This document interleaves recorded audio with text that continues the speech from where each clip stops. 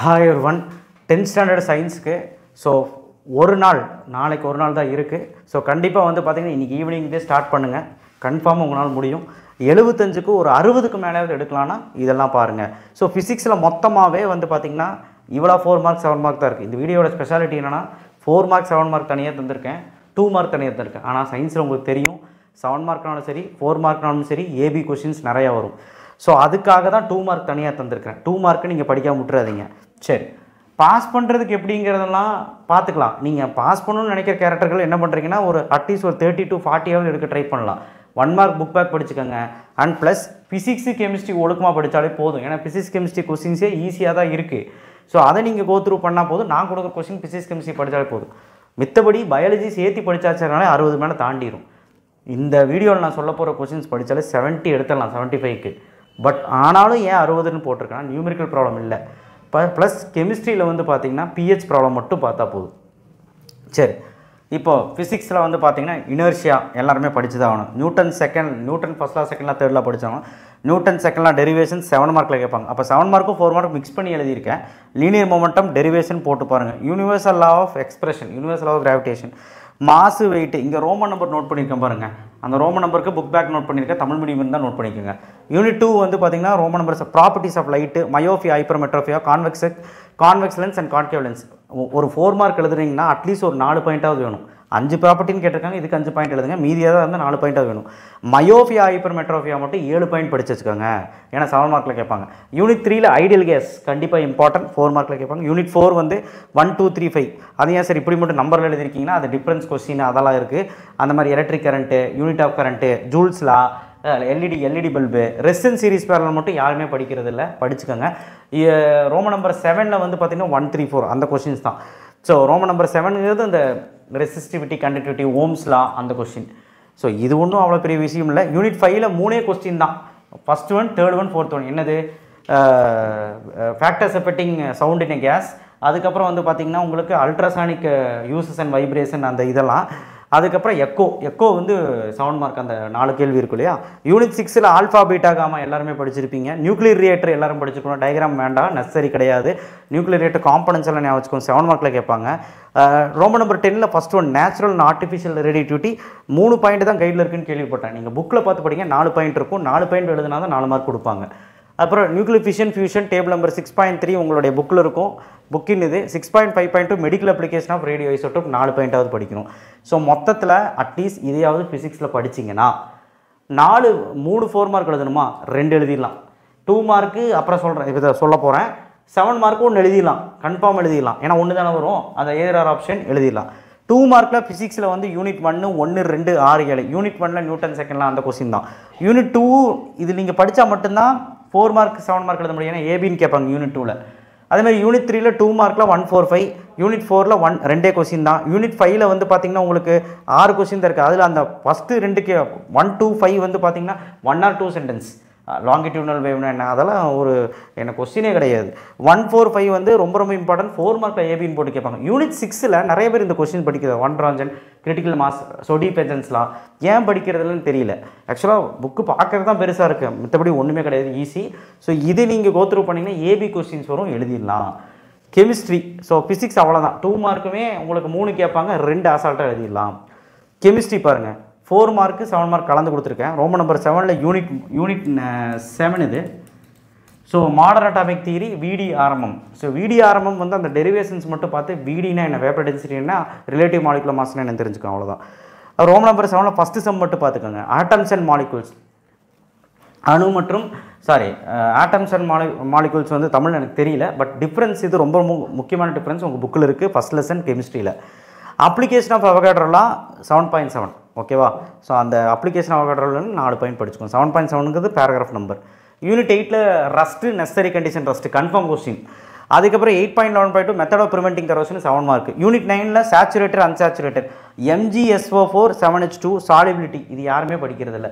இது 2 பிரித்து போட்டால் ஆன்சரு ஈஸி தானே. ஹீட்டிங் கூலிங் அப்படின்னு போட்டிருப்போம். சாலிபிலிட்டிக்கு அந்த ஃபார்முலா தானே ஆன்சர். 4th ஒன் ஹைக்ரோஸ்கோபிக் டிலக்கன்ஸ், ரொம்ப முக்கியமான கொஸ்டின், நாளைக்கு வரப்போகுது. 4 பாயிண்ட் படிச்சுக்கோங்க. யூனிட் 10 காம்பினேஷன் ரியாக்ஷன், இதுவுமே 4 மார்க், எக்ஸாம்பிள் எழுதணும். இங்கே பாருங்கள், நான் இங்கெல்லாம் ஹைலைட் பண்ணியிருக்கேன். எவ்வளவு கொஸ்டின் எவ்வளவு ரோம் நம்பர், அதை வச்சு நீங்கள் படிச்சுக்கோங்க. ரிவர்சபிள் இர்ரிவர்சபிள் படிச்சுக்கோங்க. கன்ஃபார்மாக 4 பாயிண்ட் எழுதணும். 3 பாயிண்ட் 2 பாயிண்ட் பத்தாது. Types of double displacement reaction, இது வந்து ரொம்ப ரொம்ப முக்கியம். 7 மார்க்கில் கேட்பாங்க. pH 7 மார்க், கெமிக்கல் ஈக்விலிபிரியம் கேடசிக்ஸ் வந்து 4 மார்க். ஸோ இங்கேயே நான் வந்து உங்களுக்கு பேராகிராஃப் நம்பர் நோட் பண்ணியிருக்கேன்.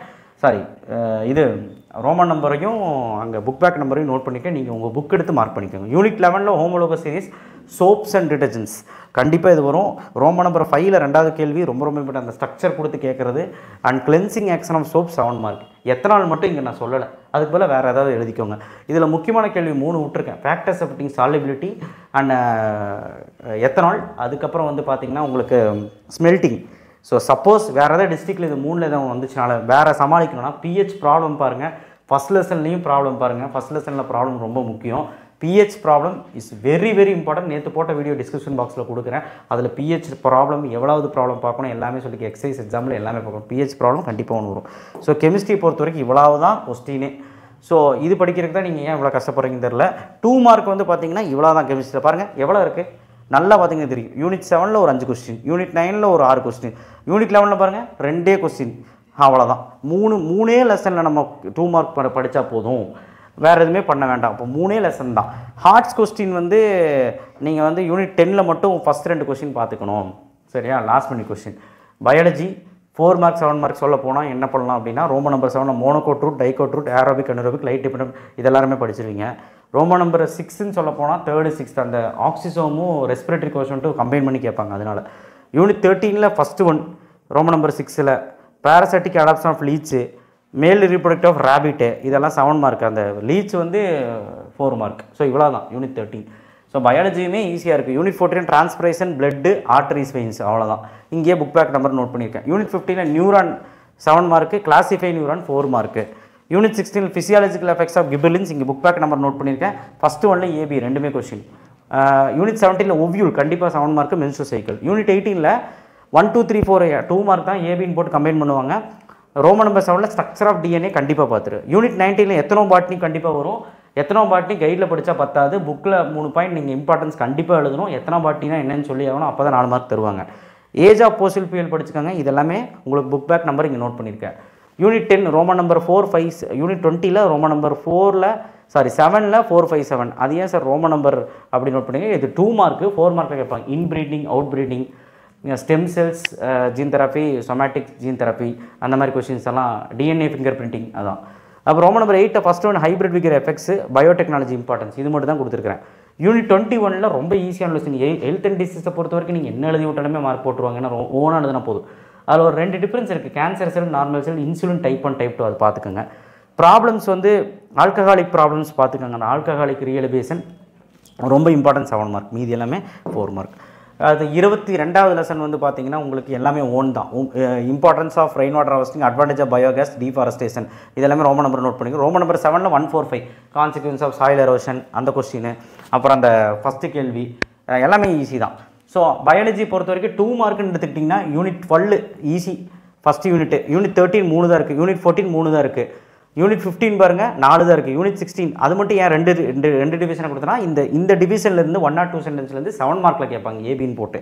ஸோ அதனால் கொடுத்தேன். இதெல்லாம் படிக்கிறதுக்கு உங்களுக்கு ஒரு அரை மணி நேரம் 3/4 மணி நேரம் கூட ஆகாது. யூனிட் 17மே உங்களுக்கு ஈஸியாக தான் நான் கொடுத்துருக்கேன். யூனிட் 19 2 கொஸ்டின், யூனிட் 20 4 கொஸ்டின், அதுக்கப்புறம் unit 21 4 question, unit 22 4 question, unit 23 4 question. அதுக்கப்புறம் என்ன பயம், நான் பிரித்து காமிச்சே உங்களுக்கு சொல்லிட்டேன். ஸோ இப்போ நீங்கள் ஒரு வேளை 2 மார்க் 3 மார்க் நான் பயாலஜியில் 2 மார்க் படிக்க மாட்டேன்னா அப்போவும் ஒரு பிளான் இருக்குது. லெசன் நம்பர் 17லேருந்து 23 வரைக்கும் உள்ள 2 மார்க்காவது படிச்சுட்டு 4 மார்க் 7 மார்க் அனைத்தும் படிச்சிரு, உன்னால் அப்போவும் எழுத முடியும். ஸோ இப்படியெல்லாம் படிச்சிங்கன்னா எல்லா 4 மார்க் எழுதிடலாம், 7 மார்க் எழுதிடலாம், 2 மார்க்கும் எழுதிடலாம். So thank you. கண்டிப்பாக வந்து இந்த டயக்ராம்ஸ் எல்லாம் என்ன பார்க்கணும் அப்படின்னு சொல்லி போன வீடியோலேயே போட்டேன். டயக்ராம் ஒரு 15 டயக்ராம் 12 டயக்ராம் இருக்கும். போன வீடியோலேயே போட்டிருக்கேன். அந்த வீடியோ டிஸ்கிரிப்ஷன் பாக்ஸில் தரேன். டயக்ராமும் அந்த கெமிஸ்ட்ரி ப்ராப்ளம்ஸ் மட்டும் அதில் நோட் பண்ணிக்கோங்க. மித்தபடி இது எல்லாம் படித்தா போதும், ஒரே நாளில் இதெல்லாம் முடிச்சிடலாம். ஆரம்பிங்க. என்னெல்லாம் படிக்கணும், கடைசி நாளைக்கு நைட்டு தான் படிக்கணுன்ட்டு முடிவு பண்ணிங்கன்னா கண்டிப்பாக கஷ்டம் தான். தேங்க்யூ. ஷேர் பண்ணுங்கள், சப்ஸ்கிரைப் பண்ணுங்கள், மறக்காம பெல் ஐக்கனை ப்ரெஸ் பண்ணுங்கள்.